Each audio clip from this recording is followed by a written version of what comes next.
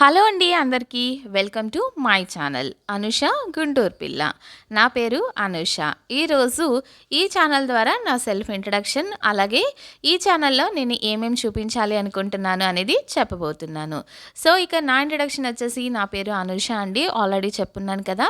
So నేనైతే budget friendly crafts అనే YouTube channel ద్వారా క్రాఫ్ట్స్ ఎలా చేసుకోవచ్చు తక్కువ బడ్జెట్లో అనేది చూపిస్తున్నాను. అలాగే ఈ ఛానల్ ద్వారా, అంటే అనుష గుంటూరు పిల్ల, ఈ ఛానల్ ద్వారా నేను కుకింగ్ వీడియోస్, అలాగే కొన్ని వ్లాగ్స్, అలాగే ఫ్యాషన్కి సంబంధించి, అంటే కొత్తగా ఏమన్నా కొనుక్కున్నా కూడా అలాంటివన్నీ కూడా చూపించాలనుకుంటున్నాను. అలాగే గుంటూరుకు దగ్గరలో ఉన్నటువంటి కొన్ని ప్లేసెస్ అన్నీ కూడా చూపించాలనుకుంటున్నానండి. అలాగే అప్పుడప్పుడు మనం ఇలాగ గార్డెనింగ్ కానీ ఇలాగ చేస్తూ ఉంటాం కదా, హార్వెస్టింగ్, ఈ వీడియోస్ అన్నీ కూడా నేనైతే ఈ ఛానల్ ద్వారా చూపించాలనుకుంటున్నాను. సో ఎందుకు కొత్త ఛానల్ స్టార్ట్ చేశాను అంటే కనుక, మరి బడ్జెట్ ఫ్రెండ్లీ క్రాఫ్ట్స్ ఇందులోనే అన్ని వీడియోస్ పెడుతుంటే కొంత క్లమ్సీ అవుతుందండి. సో అందుకోసమే వ్లాగ్స్ కోసం ఒక ఛానల్, అలాగే క్రాఫ్ట్స్ కోసం ఒక ఛానల్ని డిసైడ్ చేసుకున్నాను. సో మంచి మంచి వీడియోస్ అన్నీ కూడా ఈ ఛానల్ ద్వారా మీకు చూపించాలని అనుకుంటున్నాను. అలాగే ఈ ఛానల్లో మరిన్ని వీడియోస్ కూడా పోస్ట్ చేయాలని నేనైతే అనుకుంటున్నానండి.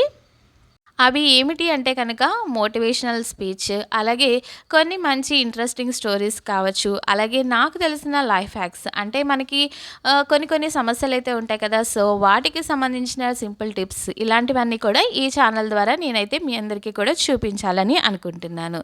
సో ఏదైతే బడ్జెట్ ఫ్రెండ్లీ క్రాఫ్ట్స్ నా యూట్యూబ్ ఛానల్ ఉందో దాన్ని ఏ విధంగా అయితే సపోర్ట్ చేస్తున్నారో, అలాగే ఈ ఛానల్ అనుష గుంటూరు పిల్ల, ఈ ఛానల్ని కూడా సపోర్ట్ చేస్తారని అనుకుంటున్నాను. సో ఇక ఈ వీడియోకి వచ్చేసినట్లయితే, ఈరోజు మా డాబా మీద నేనైతే జాంకాయలు, అలాగే దబ్బకాయలు కోయబోతున్నానండి. సో మీరైతే చూస్తున్నారు కదా, ఇక్కడ జాంకాయలండి. మరి కొన్ని అయితే చిలకలు కొట్టేశాయి, ఉడతలు, చిలకలు ఇలాగా కొట్టేసిన జాంకాయలు కూడా ఉన్నాయి. అందుకే మీకైతే చూపించాను అనమాట. అలాగే కొన్ని జాంకాయలు ఏంటంటే కొంచెం పచ్చిగానే ఉండగానే కొయ్యాల్సి వస్తుందండి, లేదంటే ఉడతలు తినేస్తున్నాయి. అందుకోసమే మీకైతే చూపిస్తూ నేనైతే ఈరోజు జాంకాయలు కోసానండి. మరి జాంకాయలు కోయడం అంటే మనకి చాలా రకాల పాటలు కూడా గుర్తొస్తూ ఉంటాయి కదా. సో మంచి మంచి పాటలు కూడా ఉన్నాయి సినిమాల్లో, ఈ విధంగా జామ చెట్టు చూపిస్తూ. సో ఇక జాంకాయలు అయితే కోయడం అయిపోయిందండి. దాని పక్కనే ఈ విధంగా దబ్బకాయ చెట్టు అయితే ఉంది. మరి మీలో ఎంతమందికి దబ్బకాయలు తెలుసో ఒకసారి కామెంట్ చేయండి. దబ్బకాయలు ఇవి కూడా నిమ్మ జాతికి చెందిన మొక్కలేనండి. సో ఈ దబ్బకాయలతో ఏంటి అంటే పులిహోర కానీ, లేకపోతే దబ్బకాయ పచ్చడి కానీ చేస్తూ ఉంటారు. నిమ్మకాయ పచ్చడిలాగే పులుపుగా ఉంటుంది, కాకపోతే కొంచెం చేదుగా కూడా ఉంటుందండి. చాలా అంటే చాలా టేస్టీగా ఉంటుంది. అలాగే దీనిలో సి విటమిన్ అనేది చాలా ఎక్కువగా ఉంటుంది. ఇప్పుడున్న జనరేషన్కి అయితే తెలియకపోవచ్చు, కానీ పాత వారికి అయితే ఈ దబ్బకాయల గురించి బాగా తెలుసు. ఇక్కడ మా డాబా మీద ఉన్నటువంటి కాయలన్నీ కూడా కోస్తున్నానండి. సో దబ్బకాయలు ఏంటంటే ఈ విధంగా ఉంటాయి, ఇంకా కొంచెం పెద్ద సైజు కూడా ఉంటాయండి. అయితే కొన్నేమో బాగా పసుపచ్చగా ఉంటాయి, కొన్ని ఏంటంటే ఈ విధంగా ఆకుపచ్చగా కూడా ఉంటాయండి. సో ఇప్పుడు పచ్చడి పెడదామని చెప్పేసి కాయలను అయితే కోయడం జరిగింది. మరి మీలో ఎవరైనా దబ్బకాయ పులిహోర కనుక చూడాలి అనుకున్నట్లయితే నాకు కామెంట్ చేయండి, తప్పకుండా మీకోసం నేనైతే చూపిస్తానండి ఎలా చేసుకోవచ్చు అనేది. ఈ విధంగా అండి, ఇవి ఏంటి అంటే గుత్తులు గుత్తులుగానే కాస్తాయి. ఒక గుత్తికొచ్చి 4 లేదా 5 కాయలు ఇలాగైతే ఉంటాయండి. సో ఏది కూడా ఒక్కొక్క కాయ అనేది తక్కువగా ఉంటాయి, ఎక్కువగా గుత్తులు గుత్తులుగానే కాస్తూ ఉంటాయి. చాలామందికి కూడా పల్లెటూర్లలో వాళ్ళకి, అలాగే పెద్ద పెద్ద వాళ్ళకైతే తెలుస్తుందండి. చాలామంది ఏంటంటే వీటిని చూసినప్పుడు నారింజ కాయలని, లేకపోతే ఆరెంజెస్ అని అనుకుంటూ ఉంటారనమాట. కానీ కాదు, ఇవైతే దబ్బకాయలండి.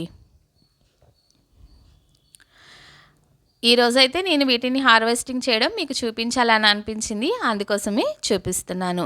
సో మన ఛానల్ ద్వారా మంచి మంచి వీడియోస్ అయితే రాబోతున్నాయండి.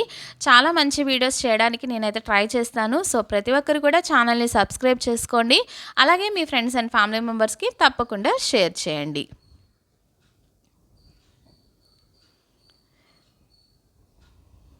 అయితే ఏంటి అంటే మనకి నిమ్మ చెట్టుకి ముళ్ళు అయితే ఉండవు, కానీ ఈ దబ్బకాయ చెట్టుకి ఏంటంటే ముళ్ళులు ఉంటాయండి. అవి కూడా ఏంటంటే చిన్న చిన్న ముళ్ళులు కాదు, చాలా పెద్ద ముళ్ళులే ఉంటాయి. ఒకసారి గుచ్చుకుందంటే చాలా డేంజర్. సో అందుకోసమే వీటిని కోసేటప్పుడు ఏంటంటే చాలా చాలా జాగ్రత్తగా కోయాలండి, లేదంటే కనుక ముళ్ళు గుచ్చుకునే ప్రమాదం కూడా ఉంటుంది. ఈ విధంగా నేనైతే మొత్తం అంతా కాయలు కూడా కోసేసానండి. ఇవేంటంటే మాకు, అలాగే మా చుట్టాలకు కూడా పంచడానికి కోసామన్నమాట. ఈ విధంగా అయితే నేను ఈరోజు దబ్బకాయల హార్వెస్టింగ్ వీడియో మీకు షేర్ చేస్తున్నాను. వీడియో నచ్చినట్లయితే లైక్ చేయండి. ఫ్రెండ్స్ అండ్ ఫ్యామిలీకి షేర్ చేయండి.